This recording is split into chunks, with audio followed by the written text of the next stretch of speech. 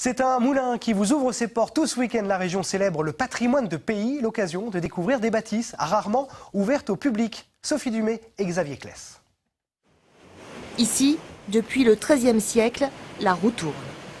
Lorsqu'Alain a racheté cette bâtisse en 2003, il a dû remplacer l'axe central en bois de la roue par un tube en acier.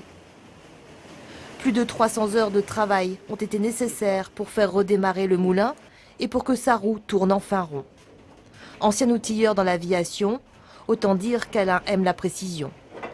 Dès que le moulin a pu délivrer ses 4 chevaux de puissance, ce fut au tour du système de broyage de faire l'objet d'une restauration complète.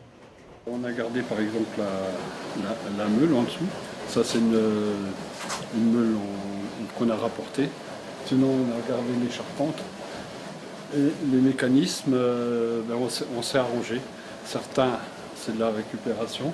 Les courroies, pareil, de la récupération. On a acheté ce qui nous manquait.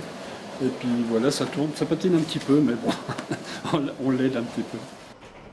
Avant de broyer des cerneaux de noix pour faire de l'huile, de ce moulin sortait de la farine. Et cela depuis le XIIIe siècle pour les origines connues.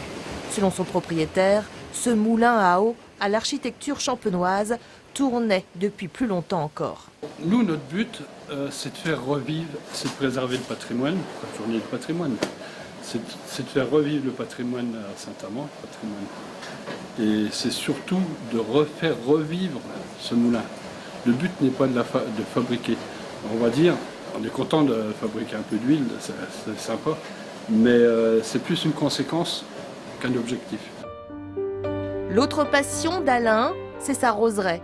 Une invitation au voyage exprimée par les différentes senteurs de ce jardin extraordinaire, ouvert tous les jours.